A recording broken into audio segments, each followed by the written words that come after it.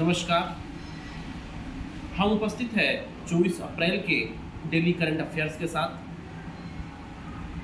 सबसे पहले हमने आज शामिल किया है अंडमान और निकोबार द्वीप समूह में पाई जाने वाली जनजाति सोम्पेन जनजाति से संबंधित। सोम्पेन जनजाति ने वर्तमान में चल रहे लोकसभा चुनाव में भाग लिया और अंडमान और निकोबार द्वीप समूह में स्थित एकमात्र संसदीय सीट के लिए मतदान किया है। सोम्पेन जनजाति पर्टिकुलर वनरेबल ट्राइबल ग्रुप से संबंधित है, अर्थात विशेष पिछड़ी जनजाति के रूप में सोम्पेन जनजाति को जाना जाता है। ये पहला क्वेश्चन था। दूसरा क्वेश्चन है बलराज पवार से संबंधित। बलराज पवार रोइंग खेल से संबंधित है। रोइंग एक प्रकार का नौकायान खेल होता है। तो खबर यह है कि बलराज पवार ओलंपिक के लिए क्वालिफाई कर चुके हैं। ओलंपिक को आप जानते हैं, खेलों का महाकुंभ कहा जाता है ओलंपिक को, और यह प्रति 4 वर्षों में आयोजित होता है। 2 प्रकार के ओलंपिक होते हैं। वैसे बलराज पवार ग्रीष्मकालीन ओलंपिक के लिए नॉमिनेट हुए हैं, मतलब क्वालिफाई हुए हैं। ग्रीष्मकालीन ओलंपिक की शुरुआत 1896 से मानी जाती है।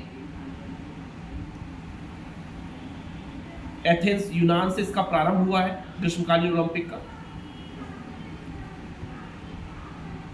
अभी 2024 में पेरिस में ओलंपिक होगा, जिसके लिए बलराज पवार क्वालिफाई किए हैं। अगला जो प्रश्न है वो तीसरे नंबर का प्रश्न हमने अपने इस वीडियो लेक्चर में शामिल किया है।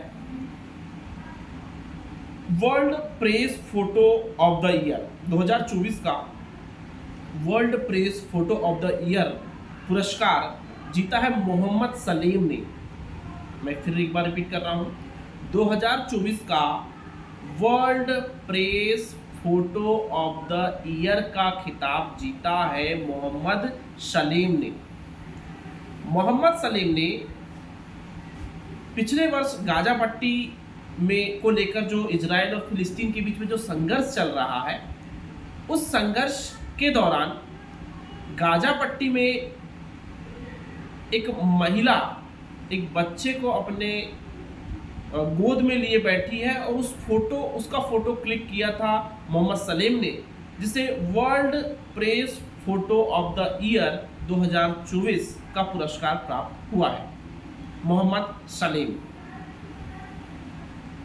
हमने 24 अप्रैल के करंट अफेयर्स के 7वें प्रश्न को यहाँ पर शामिल किया है हमारे वीडियो लेक्चर के रूप में।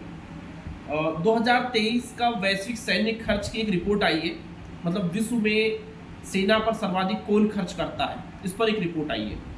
वो रिपोर्ट जारी करने वाला Stockholm International Peace Research Institute है, और उसने यह कहा है कि सबसे ज़्यादा खर्च सैन्य मामलों में सेना पर यूएसए करता है, नंबर 2 पे चाइना करता है, नंबर 3 पे रशिया करता है, एंड नंबर 4 इंडिया। मतलब हम चौथे नंबर पर है। ये भी कहीं ना कहीं गौर करने वाली बात है। सैन्य खर्च चूंकि नॉन प्रोडक्टिव होता है, सैन्य खर्च सुरक्षा के लिए किया जाता है, परंतु इसका जीडीपी पर बहुत ज़्यादा योगदान नहीं होता है। जीडीपी के एनहेंसमेंट में, ग्रोथ रेट में इसका बहुत ज़्यादा योगदान नहीं होता है। तो एक प्रकार से ये सैन्य खर्च अनावश्यक फिजूल खर्ची जैसा माना जाता है। कई बार शिक्षा स्वास्थ्य पर खर्च करना ज़्यादा बेहतर माना जाता है। तो फिर भी एक बड़ा आंकड़ा हम लोग यहाँ पर देख रहे हैं कि चौथे नंबर पे है विश्व में सेना के ऊपर खर्च करने पर। मतलब हमको सुरक्षा को लेकर विशेष चौकस रहना पड़ रहा है। ये कहीं ना कहीं हमको यह ध्यान रखना है। 8वां क्वेश्चन हमने शामिल किया है मेडिकल टर्मिनेशन ऑफ प्रेगनेंसी से संबंधित है। एमटीपी जिसे कहा जाता है, मेडिकल टर्मिनेशन ऑफ प्रेगनेंसी। ऐसा कहा जाता है मेडिकल टर्मिनेशन ऑफ प्रेगनेंसी के अनुसार कि 24 सप्ताह का जो गर्भ होता है उसे समाप्त किया जा सकता है। ये प्रॉपर परमिशन होती है 24 सप्ताह तक के गर्भ को समाप्त करने की मेडिकल टर्मिनेशन ऑफ प्रेगनेंसी के अनुसार। अभी एक मामला आया है कि एक बालिका थी जिसके साथ में रेप जैसी घटना हुई। सुप्रीम कोर्ट ने यह आदेश दिया है कि 30 सप्ताह का गर्भ भी समाप्त किया जाएगा उस बालिका का। तो यह सुप्रीम कोर्ट का जो डिसीजन है, डीवाई चंद्रचूड़ की पीठ ने यह फैसला दिया, जो कि हमारे मुख्य न्यायाधीश है सर्वोच्च न्यायालय के, डीवाई चंद्रचूड़, ध्यान रखिएगा। तो उन्होंने ये फैसला दिया है कि 30 सप्ताह के गर्भ को भी समाप्त किया जा सकता है। तो ये मेडिकल टर्मिनेशन ऑफ प्रेगनेंसी के अनुसार तो केवल 24 सप्ताह तक की परमिशन होती है, परंतु यहाँ पर 30 सप्ताह की बात की गई है। तो ये थोड़ा सा आपको ध्यान रखना है। परमिशन दिया है सर्वोच्च न्यायालय ने, माननीय सर्वोच्च न्यायालय ने, तो ये आपको ध्यान रखना है। 90वें क्वेश्चन को हमने शामिल किया है। WMO की एक रिपोर्ट आई है, वर्ल्ड मेट्रोलॉजिकल ऑर्गेनाइजेशन, WMO, उसकी रिपोर्ट आई है, एशिया में जलवायु की स्थिति रिपोर्ट 2023। WMO के बारे में मैं आपसे चर्चा करूं तो WMO वर्ल्ड मेट्रोलॉजिकल ऑर्गेनाइजेशन है, मतलब मौसम विज्ञान संगठन है, विश्व मौसम विज्ञान संगठन है। इसका मुख्यालय जेनेवा स्विट्जरलैंड में है और इसकी स्थापना 23 मार्च 1950 को हुई थी। ध्यान रखेंगे, WMO की स्थापना 23 मार्च 1950, जेनेवा स्विट्जरलैंड में मुख्यालय, और उसने रिपोर्ट जारी किया है एशिया में जलवायु की स्थिति रिपोर्ट 2023।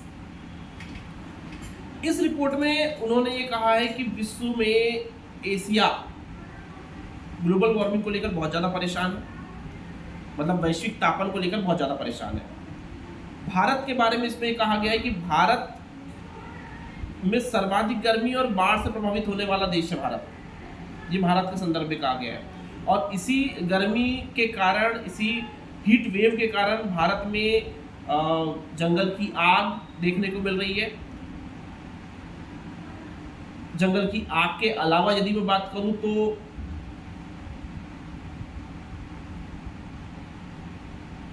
जो गेहूं की फसल है